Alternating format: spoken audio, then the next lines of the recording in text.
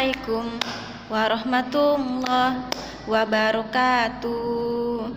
Semangat pagi Ananda. Bagaimana kabarnya hari ini? Ibu harap dalam keadaan sehat ya nak.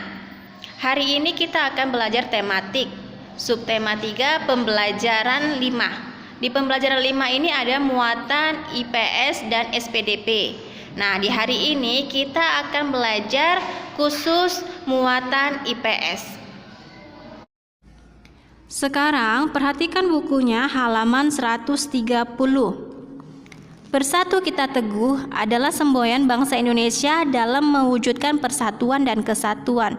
Apakah kamu ingat arti dari semboyan tersebut? Apa makna semboyan tersebut?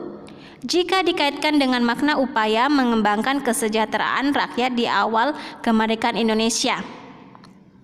Ayo kita cari tahu. Upaya bangsa Indonesia meningkatkan kesejahteraan rakyat di awal masa kemerdekaan Indonesia. Pada awal berdirinya Republik Indonesia, keadaan ekonomi Indonesia sangat buruk. Hal ini disebabkan oleh berbagai hal, di antaranya harga barang-barang mahal akibat inflasi dan adanya blokade ekonomi oleh Belanda. Berbagai upaya dilakukan oleh pemerintah beserta rakyat untuk meningkatkan kesejahteraan. Di antaranya, pada awal kemerdekaan, pemerintah dan rakyat Indonesia belum sempat melakukan perbaikan ekonomi secara baik. Baru bulan Februari 1946, pemerintah mulai memprakarsai usaha untuk memecahkan masalah-masalah ekonomi yang mendesak. Upaya-upaya tersebut meliputi pinjaman nasional, konferensi ekonomi, pembentukan badan perancang ekonomi, rencana Kasimo atau Kasimo Plan, dan persatuan tenaga ekonomi. Nah, pertama pinjaman nasional. Program pinjaman nasional ini dilaksanakan oleh Menteri Keuangan Insinyur Suratman. Pinjaman nasional akan dibayar kembali selama jangka waktu 40 tahun. Konferensi ekonomi. Konferensi ini dihadiri oleh para cendekiawan, para gubernur, dan para pejabat lainnya yang bertanggung jawab langsung mengenai masalah ekonomi di Jawa. Konferensi ini dipimpin oleh Menteri Kemakmuran Insinyur Darmawan Mangunkusumo. Tujuan konferensi ini untuk memperoleh kesepakatan yang bulat dalam menanggulangi masalah-masalah ekonomi yang mendesak seperti masalah produksi dan distribusi, makanan, sandang, serta status dan administrasi perkebunan. Pembentukan Badan Perancang Ekonomi. Pembentukan badan ini atas inisiatif Menteri Kemakmuran Dr. Aka Gani. Badan ini merupakan badan tetap yang bertugas membuat rencana pembangunan ekonomi untuk jangka waktu 2-3 tahun. Rencana Kasimo atau Kasimo Plan.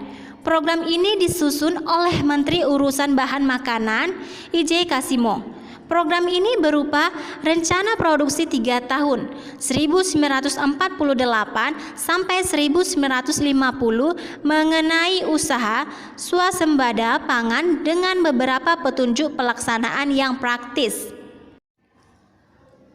Untuk meningkatkan produksi bahan pangan dalam program ini, Kasimo menyarankan agar menanami tanah-tanah kosong di Sumatera Timur seluas 281.277 hektar.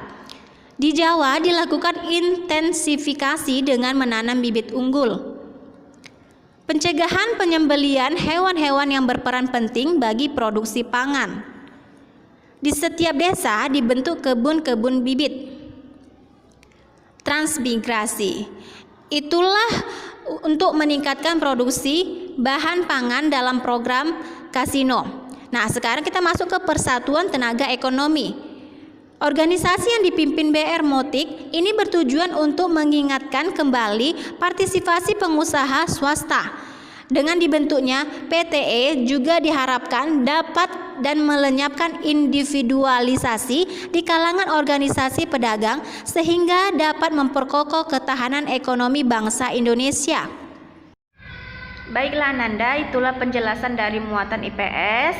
Tugasnya yaitu halaman 132. Tugasnya yaitu menuliskan kesimpulan upaya-upaya meningkatkan kesejahteraan rakyat di awal masa kemerdekaan.